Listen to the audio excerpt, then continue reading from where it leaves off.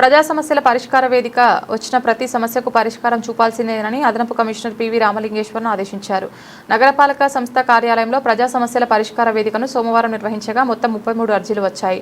వీటిలో ఇంజనీరింగ్ కి సంబంధించి 5, రెవెన్యూకి సంబంధించి 3, టౌన్ ప్లానింగ్ కి సంబంధించి 13, పబ్లిక్ హెల్త్ కి సంబంధించి 1, వార్డ్ సచివాలయాలకు సంబంధించి 4, అకౌంట్స్ విభాగానికి సంబంధించి 7 ఉన్నాయి. వీటన్నింటినీ సంబంధిత అధికారులు క్షుణ్ణంగా పరిశీలించి నాణ్యమైన పరిష్కారం చూపాలని అదనపు కమిషనర్ ఆదేశించారు. పరిష్కారం కాని ఎడల అర్జీదారులకు అర్థమయ్యేలా తెలియజేయాలన్నారు. అలాగే లాగిన్లకు వచ్చిన అర్జీలను ఎప్పటికప్పుడు చూడాలని, పెండింగ్లో ఉండకూడదని సూచించారు.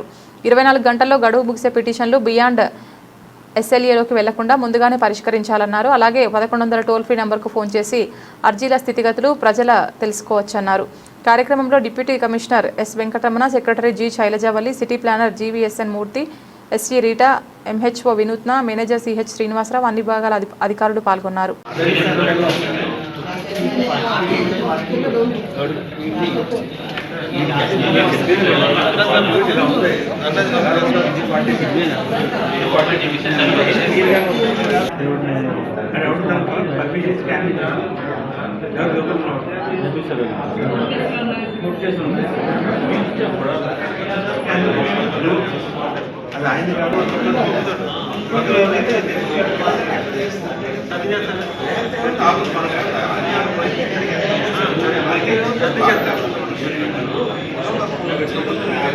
చూసుకోవాలి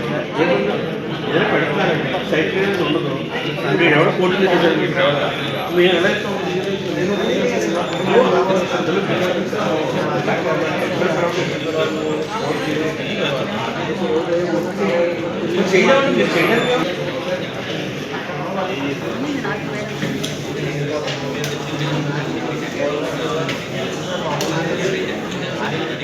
ఏమన్నా డౌన్ పేమెంట్ మీరు చెప్తా ఉంటారా? నేను ఏమన్నా డౌన్ పేమెంట్